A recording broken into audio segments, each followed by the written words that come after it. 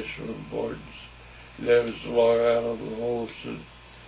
It's the only property, so it's certainly unique. What significance did this region have during the Revolutionary War?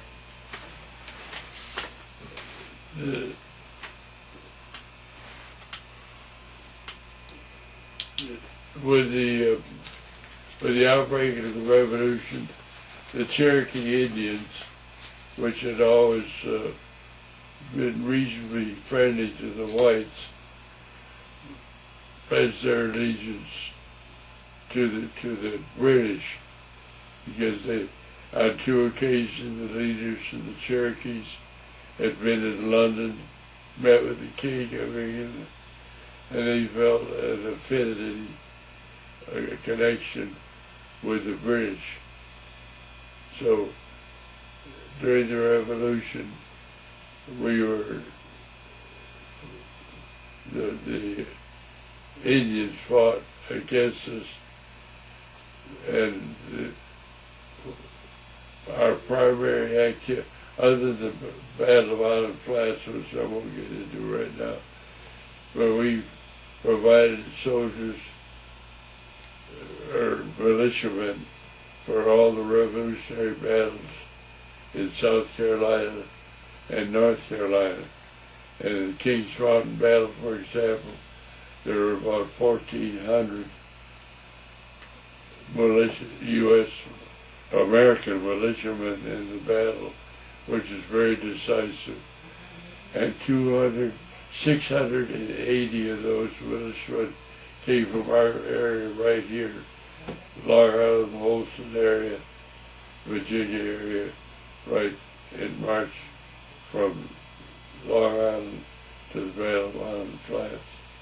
We were very active participants in providing militia for the battles of the Revolution. What was the prevalent religions during the time this region was settled? Well, I don't think I know what the prevalent one was.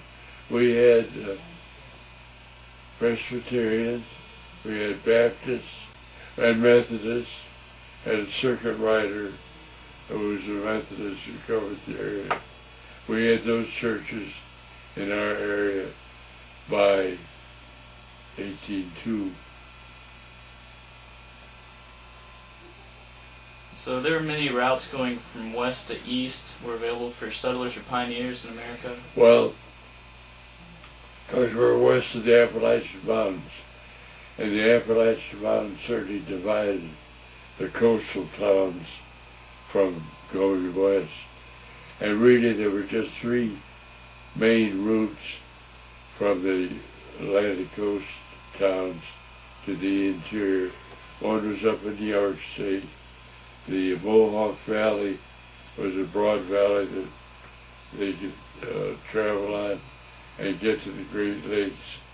They always tried to get to waterways because they were easier traffic. And then in the middle of the country, the Braddock Road into Pittsburgh was created, and they got to the headwaters of the Ohio River and could travel west. And then down here, the only other area was right through Kingsport, right through our valley. The travelers would come down the valleys of Virginia and through the pass right here into the Holston River area and travel west. So we were one of the three major routes for travelers from the Atlantic coast towns to go west. Why should we be interested and knowledgeable about our region's 200-year-old history as well as its recent history? Well, you consider all the things that happened here. Like when there are over 200,000 settlers that came right through Kingsport here to go to to go up into Kentucky and to go into the central part of Tennessee. It was a tremendously important route for the development of the West.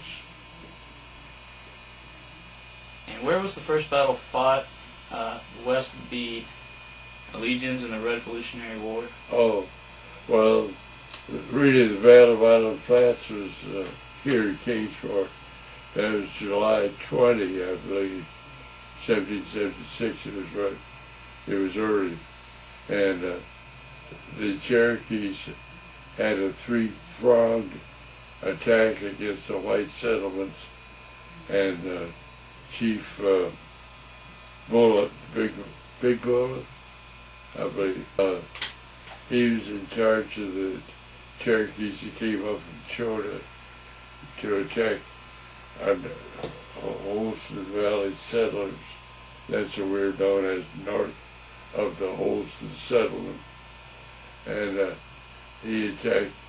They were had been camped at fort there. Can't think of the name of the place. Anyway, the battle took place right up near the Garden Basket area in Kingsport, in the flats out there, and the ravine behind that school. And the Cherokees were soundly defeated. Chief Big Bullet was injured, but he continued to harass the settlements for another 18 years, although he was seriously injured in that battle. But that was just 2 weeks after the Declaration of Independence. So who are the people who originally founded the Netherlands then? The original, well, the original building was William King of Saltville, Virginia, and King wanted a place to ship his salt downriver.